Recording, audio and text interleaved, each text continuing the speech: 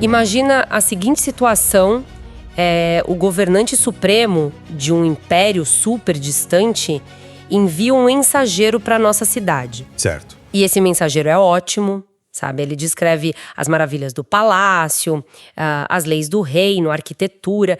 E todo mundo fica ali, muito impressionado com o que ouve. É reação natural, né? Exato. Mas aí, de repente, o próprio rei aparece. Ele atravessa os portões, caminha pelas nossas ruas e começa a falar sobre a própria casa dele.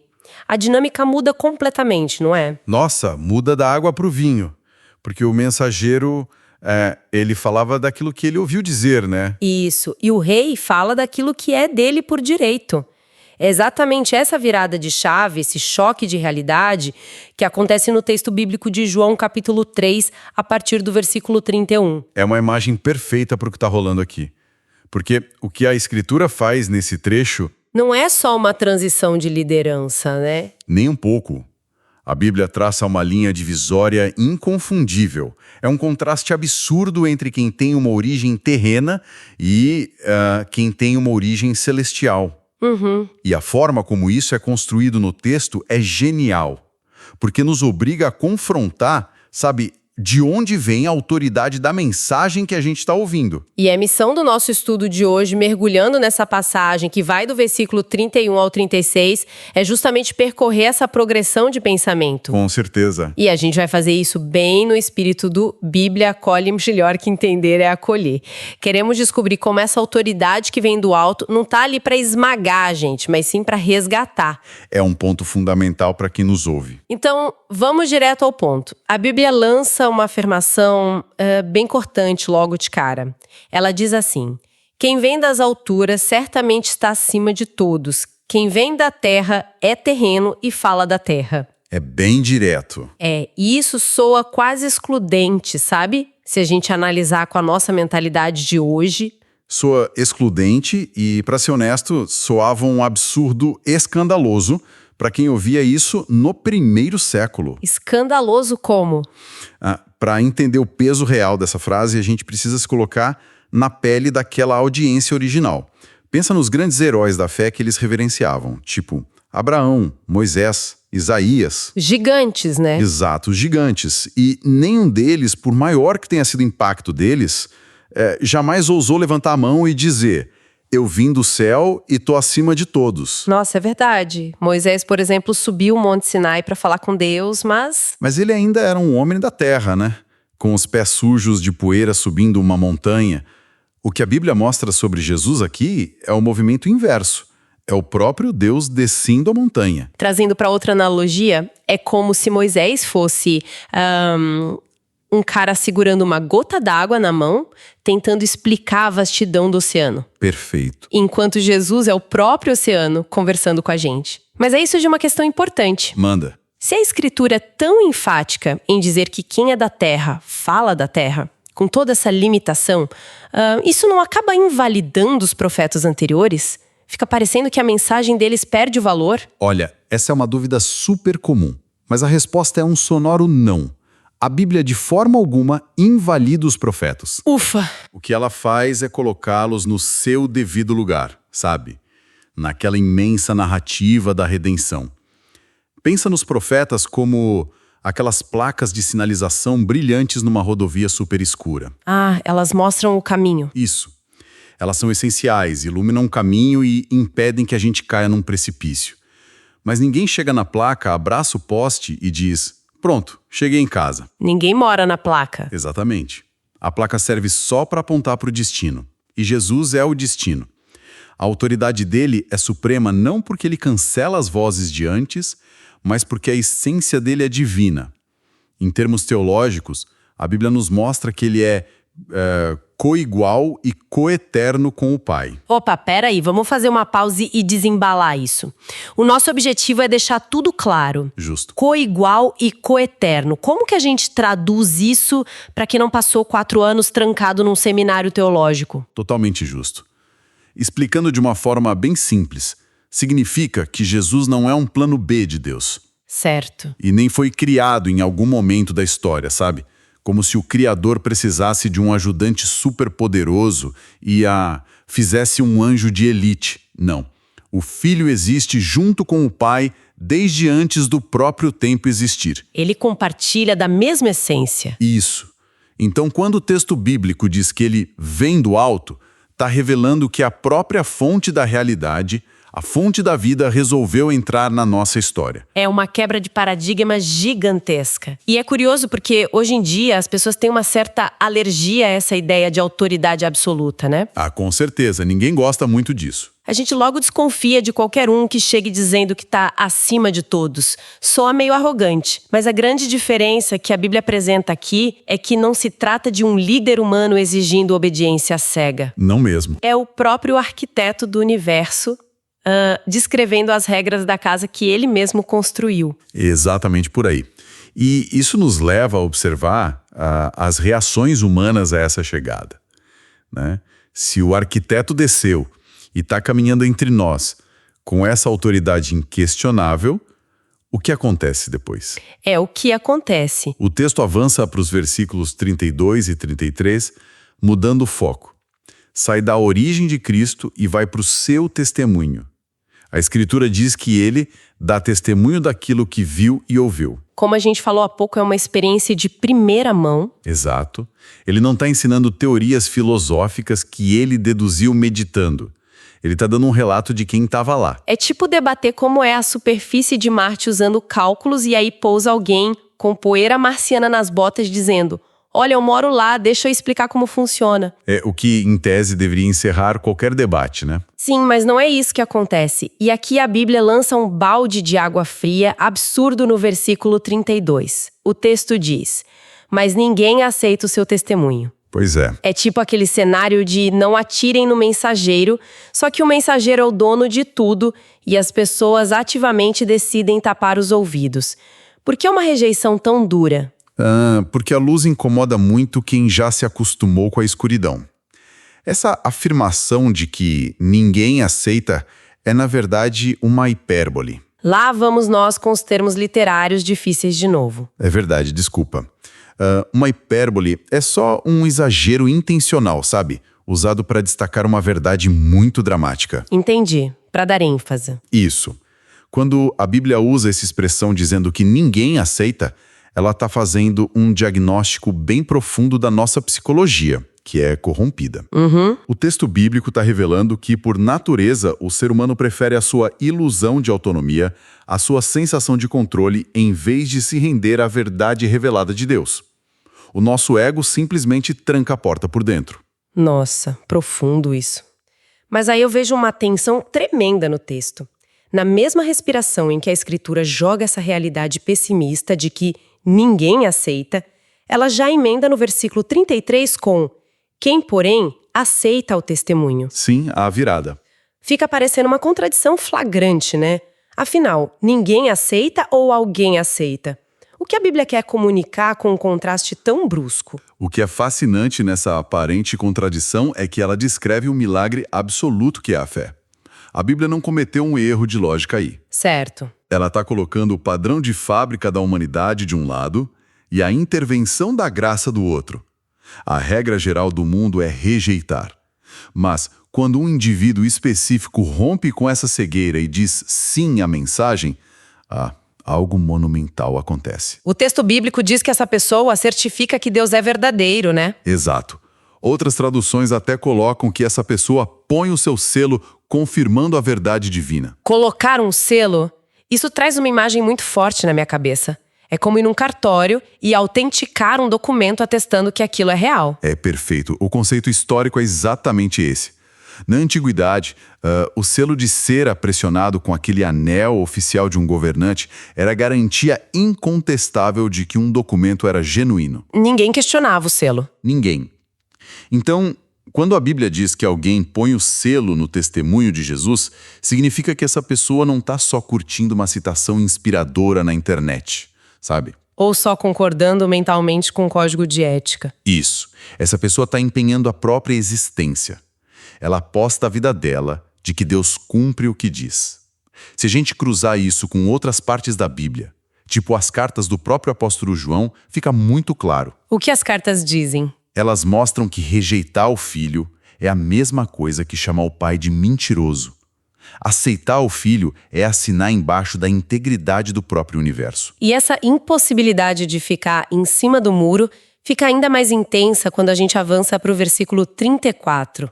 O texto diz assim: pois aquele que Deus enviou fala as palavras de Deus, porque Deus não dá o Espírito por medida. Sim. E logo depois, no versículo 35, ele amarra isso dizendo que o Pai ama o Filho e entregou todas as coisas nas mãos dele. É uma dinâmica impressionante. Demais. A Escritura nos dá um vislumbre maravilhoso da própria Trindade operando. Tudo coordenado, né? Perfeitamente coordenado para a nossa salvação. O Pai ama e entrega, o Filho é enviado e fala, e o Espírito Santo capacita essa fala de uma forma ilimitada. E sobre essa expressão, falar as palavras de Deus, tem um detalhe linguístico que muda tudo. Qual o detalhe? No original, a palavra de Deus não é entendida só como um som vibrando no ar, uma informação que foi repassada. Ela é força motriz. Estudiosos mostram que são palavras eficazes, as chamadas palavras-ação. Palavras-ação. Lembra do relato de Gênesis? Quando a Bíblia descreve a criação, Deus diz, haja luz, e a luz rasga as trevas. Ou seja, não é só uma descrição da realidade, é a própria criação da realidade através da palavra. Exatamente. Então, quando Jesus abre a boca lá nas estradas empoeiradas da Galileia para, perdoar um pecado, para dar visão a um cego ou ressuscitar alguém, aquilo não é uma palestra motivacional. Definitivamente não. É o poder puro da criação operando ali, no meio da rua. E por que as palavras dele têm esse impacto imbatível? Porque ele recebe o Espírito sem medida, como o texto frisa. Os profetas recebiam com medida, então? Isso, eles recebiam de forma dosada, sabe? Para tarefas específicas e tempos específicos. Já Cristo tem acesso ao poço inesgotável. Nossa, se a gente imaginar isso de forma visual, é como uma sinfonia perfeita.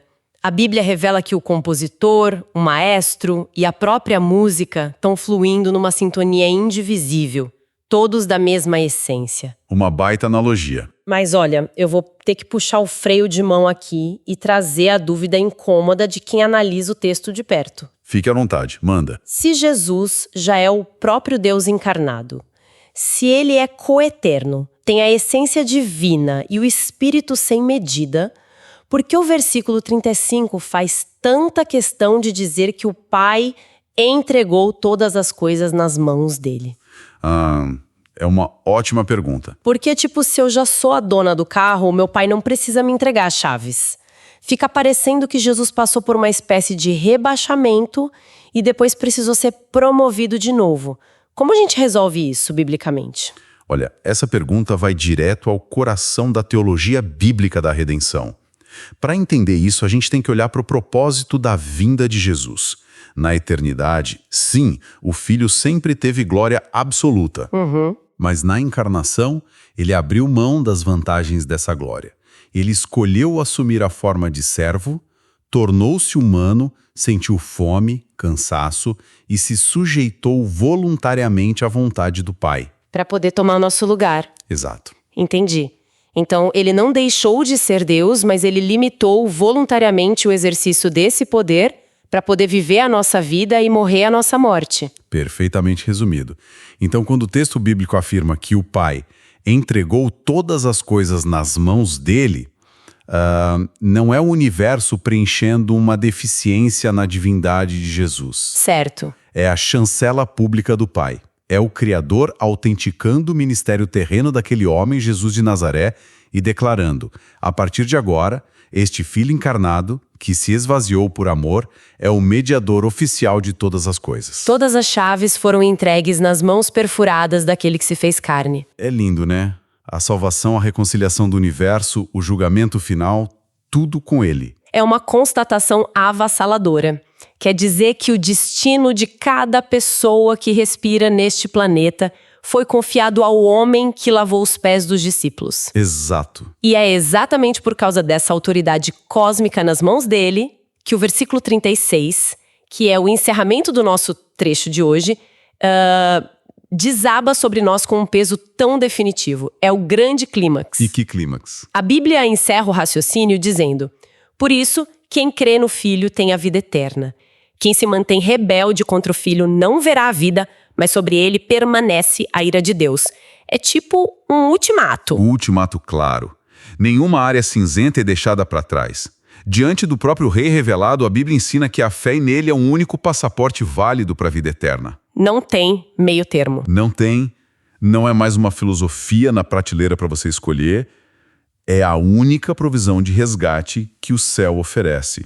Mas o outro lado dessa moeda é muito sério. A parte da rebeldia. Isso. O texto alerta que se manter rebelde não é só, perder uma chance legal de ir para o céu.